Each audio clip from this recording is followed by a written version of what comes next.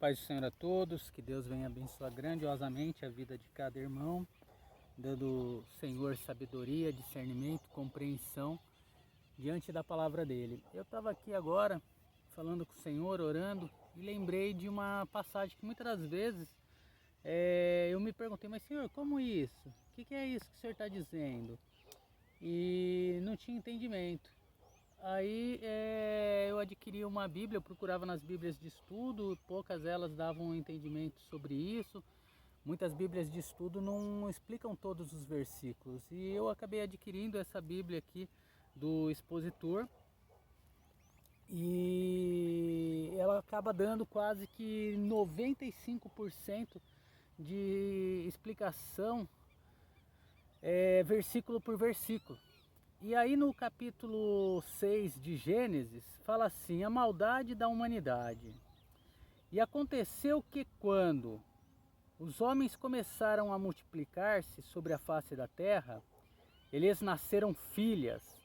Os acontecimentos neste capítulo provavelmente começaram aproximadamente durante a época de Enoque, que foi cerca de 1000 anos antes do dilúvio. Houve sem dúvida algumas milhares de pessoas povoando a face da terra nesse momento. O versículo 1 não tem a intenção de sugerir que o nascimento das meninas superou em números os de meninos, mas tem a intenção de preparar a descrição do que está prestes a se dizer. E vendo os filhos de Deus que as filhas dos homens eram formosas, tomaram para si mulheres de todas as que escolheram. E quando eu ouvia, filhos de Deus, eu pensava assim, são aqueles que são escolhidos por Deus, aqueles que creem em Deus, como hoje dizemos, que todo aquele que crê na obra de nosso Senhor Jesus Cristo, como Filho de Deus, morreu, ressuscitou, está à destra de Deus Pai e vai voltar para resgatar a sua igreja e acabar com Satanás, esses são denominados filhos de Deus. E o meu pensamento era esse, mas não batia, por quê? Porque sendo filho de Deus, como pode ter, através dessas mulheres, trazido tão mal a nação e aos olhos do Senhor? E aí vem a explicação. Os filhos de Deus descritos aqui se referem aos anjos caídos, que tinham se colocado a favor de Lúcifer, que encabeçou uma revolução contra Deus durante o período na eternidade passada, para poder corromper a linhagem humana, da qual o Messias viria em última instância. Eles tentaram corromper essa linhagem casando-se com as filhas dos homens, o que produziria uma raça bastarda, por assim dizer, da qual pelo menos alguns eram gigantes. De qualquer forma, todos os que resultaram dessa união foram contaminados. O termo filhos de Deus no Antigo Testamento, ao menos como se utiliza aqui, não é usada nunca para referir-se a seres humanos. Sempre é usada para referir-se aos anjos, sejam justos ou caídos. Jó 1,6 e 2,1 fala sobre isso. Em sua curta epístola, Judas menciona esses anjos. Ele disse que não guardaram sua dignidade, mas deixaram sua habitação. Então ele diz qual foi o pecado deles. Tinha seguido a carne estranha. Referente a isto, Judas também disse que Deus reservou-os em escuridão, encerrando-os nas prisões eternas até o julgamento do grande dia. Judas 6,7 fala isso. E aí no versículo 3, o título diz assim, advertência de Deus. Então disse o Senhor, não contendará o meu Espírito, o Espírito Santo, com o homem para sempre.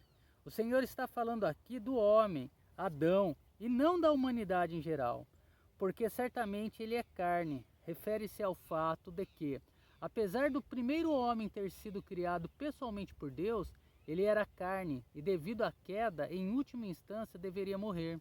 Entretanto, serão os seus dias 120 anos. A partir desse anúncio, seria proporcionado a Adão 120 anos para arrepender-se. Não há prova alguma de que ele fez.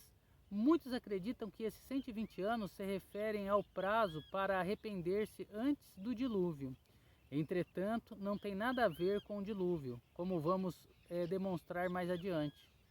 Naqueles dias havia gigante na terra. Como resultado da união dos anjos caídos com as filhas dos homens, e também depois daqueles dias, se refere à época anterior ao dilúvio, enquanto que e também depois do dilúvio, de fato, Golias, a quem Davi matou, era uma dessa linhagem, pois os filhos de Deus entraram as filhas dos homens e delas geraram filhos. Esses foram os valentes que houve na antiguidade, os varões de renome. Os termos valentes e varões de renome derrubam a hipótese de que estes se referiam unicamente à linhagem de Sete e de Caim. E viu o Senhor que a malícia do homem se multiplicara sobre a terra. Esses varões de renome, os gigantes, foram desenvolvendo mais e mais formas de maldade. Era onde que Satanás, vindo ter relações com essas mulheres e gerando elas esses filhos contra a vontade do Senhor, com malícias, com violências e tudo mais, queria fazer com que a promessa que Deus fez de cumprir lá quando Adão e Eva caíram, de que viria da mulher um filho, o Filho de Deus, Jesus Cristo, para cumprir a lei, para pagar todo o pecado do mundo por causa da queda de Adão e Eva. E Satanás falou, não, peraí, vamos atrapalhar tudo isso e vamos fazer com que a vontade do Senhor não se cumpra. Mas acontece que ninguém consegue vencer Deus. Ninguém consegue fazer com que os planos do Senhor sejam barrados. E mesmo eles tentando, o Senhor fez com que o Filho dele viesse ao mundo, através de Maria, uma virgem, através do agir do Espírito Santo, e pagou um alto preço por nós. Por isso que nós devemos adorá-lo, devemos exaltá-lo, glorificá-lo, fazer com que o seu nome seja pronunciado nos 4 cantos do mundo, para que mais e mais almas sejam salvas. Porque só ele teve poder para cumprir o nosso pagamento e nos livrar da morte eterna do lago de fogo. E continuando. E viu o Senhor que a malícia do homem se multiplicava sobre a terra, e que todo o intuito dos pensamentos de seu coração era continuamente mau. E se arrependeu o Senhor de ter feito o homem na terra. Deus não muda com respeito à sua natureza. Entretanto, o fato de que o Senhor se arrepende demonstra a verdade de que Deus, em coerência com a sua imutabilidade, assume uma mudança de posição, resultante de uma mudança no homem. Ele doeu em seu coração. Não é simplesmente uma declaração antropomórfica, como alguns afirmam, e sim uma verdadeira declaração com relação à natureza de Deus. O pecado entristece o Senhor. E disse o Senhor, destruirei o homem que criei de sobre a face da terra. A maldade do homem tornou-se tão grande que, se Deus não tomasse essa decisão, o homem, em última instância, se destruiria. Embora levasse muito mais tempo, o pecado tem que ser julgado, e sem dúvida alguma o será. Desde o homem até o animal, até o réptil e as aves do céu, porque me arrependo de havê-los feito. O reino animal foi feito para o homem, e se o homem se destrói, não há mais razão nem motivo para a existência do reino animal. Portanto, deve ser destruído também. Aqui eu vou parar no versículo 7, porque o 8 vem Deus falando com Noé, para ele fazer a arca, porque ele ia mandar o dilúvio. Porque foi a forma que o Senhor viu de acabar com toda a raça humana, entre aspas, salvando Noé e sua família e os seus agregados, para começar uma nova vida, por causa dos anjos caídos, filhos de Deus no Antigo Testamento, que vieram sobre as mulheres para impedir o agir de Deus. E que Deus possa sempre trazer lucidez, clareza, discernimento e sabedoria sobre a minha e a tua vida, para que a gente, quando ouvir uma pregação, quando ler a Bíblia e não tiver conhecimento, faça como eu, busca no Senhor. O Senhor, ele é suficiente para poder nos dar sabedoria e discernimento para compreender as coisas.